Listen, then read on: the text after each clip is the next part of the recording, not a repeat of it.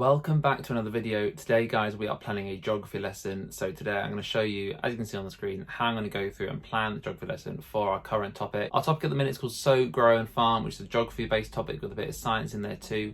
And we're going through and looking at different types of farming across the country and across the world and seeing how it relates to our local area compared to other areas. This lesson is doing a case study about coffee farming in Peru, so we're going to see what kind of things they're asking us to do and how we're going to use that with the children. So first off, we're going to start our lesson with a revisit. As always, we do a revisit at the start to check what we've done before. I have laid out kind of why I do this in the lesson structure and that kind of thing in a video. I'll try and link it up there somewhere, but we'll do our revisit. So we've been looking a lot at the climate zones, and I'm pretty sure the first thing this lesson asks us to do is to look at climate zones. Yeah, we are going to have a look at that and refer to previous learning. So which climate zone names can you remember? And I'm going to follow that up by which countries are in those climate zones.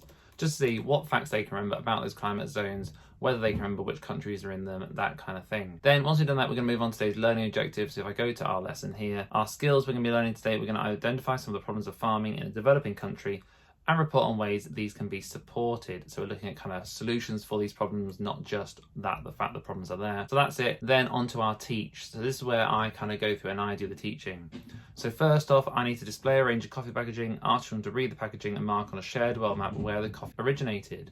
So for this bit, we're going to need a world map up on the screen. So I'm going to need to go find a world map. So we'll go to Google Images, find a nice image of a world map, something that works nicely. This one where I could use kind of Digimaps or something like that as well, which we do use. And I may have a look and see if I can do that. But for now, I think Digimaps would be good and Google Maps because it's nice and interactive. You can move around a bit. Not so easy to mark on the screen where they are though. With a world map, like a picture like this, you can mark on it quite easily on the board, colour the countries in, that kind of thing. So I'm going to have a nice big picture, get them really engaged straight away and see all the names on there, see all the country names, that kind of thing. So we're going to go through and we'll mark on there where they originated from, so where they came from. Which climate do you think best supports coffee growing and production? So that'll be our next question, and I'm going to stick this one into our practice page. When I go back to our slide, there it is. I'm going to go onto our practice slide and then I'm going to stick that question in on there, just because it's a good question to get them thinking, get them engaging with the lesson, get them talking to each other, working out what is going on with this lesson. So off suggestions will refer to the previous learning about climate and the climate zones map. So this is our climate zones map. We've looked at this before and it's already in their portfolios, their folders. So I'll be telling them to get that map out and I'll keep this up on the screen.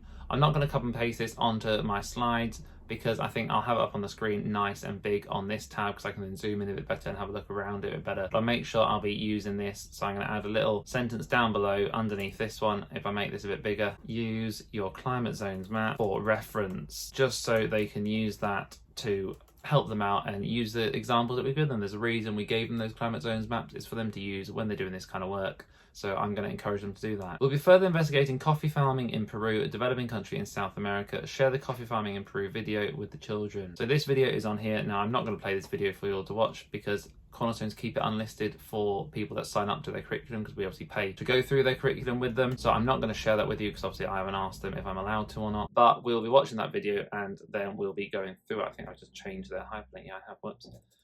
We'll be going through that with them and obviously going through all the issues that they have with farming in Peru. What do you think life is like for a coffee farmer in Peru? So again, it's another question to get them talking, get them engaging. All these questions I'm going to go through myself before, and then I'll add some notes somewhere down the bottom or on the page or on my own slides on my iPad, something like that. So I've got some ideas of what I want to talk about because it's really important as a teacher that you can kind of guide the discussion and guide the children to where they need to be. That kind of thing is just really helpful when you're teaching because obviously children love going off on a tangent. They love talking about other things, and if you can always guide the conversation back to the way it should be going, that's really, really useful. So these questions I'm putting up, I will obviously be going through myself and finding some good answers, but for now I'm just getting my slides up and my slides ready. So we've gone through and we talked about that one and we'll have a good discussion there about coffee farming in Peru. Then we've got the coffee farming in Peru poster that I've got up here. So again, I'm going to be having this up and I'll be printing this off for the children all to have a copy of as well. So I'm going to take a quick screenshot of the top half of this like that, just to make sure it reminds me to use it. And then I'll be doing another slide on here, coffee farming in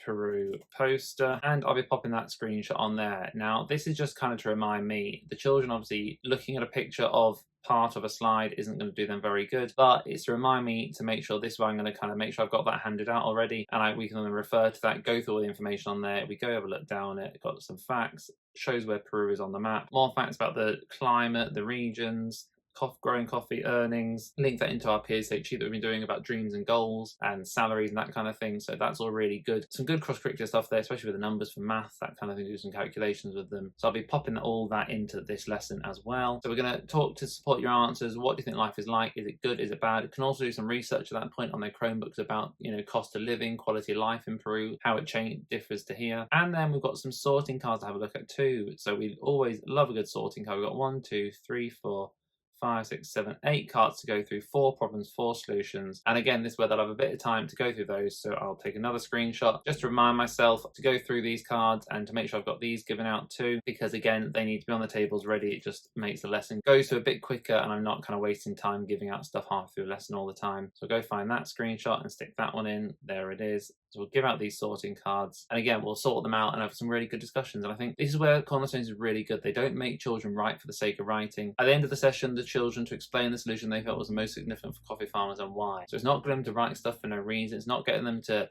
make a poster or do anything, because some of the children don't like doing that, but it's got all the information there. It's got all the details there. It's got all the stuff they need, and hopefully it'll be a really, really good, engaging lesson for them with some really good discussions coming out of it. And I can always, if I do need evidence for it, I can take pictures of them on my iPad and make a pic collage of them sorting the sorting cards, of them going through this poster.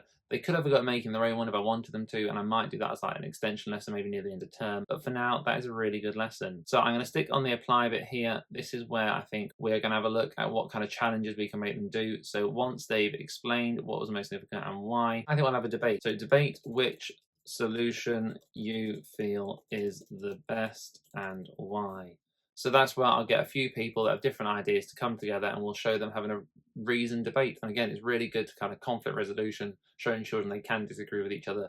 They don't have to have an argument about it, but they can talk to each other and try and convince each other. And if they don't convince each other that one of them's better, then that's okay. And they can just go away thinking different things. That's also perfectly fine. There's not really a good extension for this one. I think this lesson will take quite a while. It says it's meant to take an hour, I think I saw earlier. Maybe it was on the previous slide. Can't remember. I think it's meant to take about an hour, and I think it will take that hour going through all this different stuff, talking about all this facts we've got in there. I am going to need to find some coffee packaging, so I'm going to have to go to Tesco or somewhere and get a few different bits of coffee, or just get some pictures up of coffee on the screen, though I do like a cup of coffee, as you've seen in my previous videos. I don't actually have them with me at the minute, because I've had one just before I came out to start doing this, but I will need, buying some more coffee is never a bad thing, so we'll get some coffee and we'll get started with this lesson. But I think it should be a really good one, should be really interesting, really helpful for the children. Then at the end, we'll be ticking off our assessment passports to see which bit we've done. So as you can see, it's nice and easy, nice and quick. This is only one lesson. Obviously, I teach, about 8 different lessons in a week just in the afternoon, so I've got a lot more planning to do. But it's only taken me about 10 minutes, and you've seen me do exactly the same process as what I do normally, just slightly slower because I've told you guys about it. But yeah, Curriculum Pro is a really good resource that we use. It's really helpful. It's got lots and lots of ideas, lots and lots of really good stuff on there. So do have a look and see if you want to do it for your schools. And as always, I'd love to hear what you guys do. I'd love to hear how it differs to your schools. I'd love to hear what you guys do for geography lessons, for history, Spanish, science, PSHE, PE. I'm interested in all of it. I love hearing about other schools and how they do it. So do let me know. And as always, there's a new video here every Tuesday, every Friday, and every Sunday. So thanks very much for watching, and I'll see you very soon.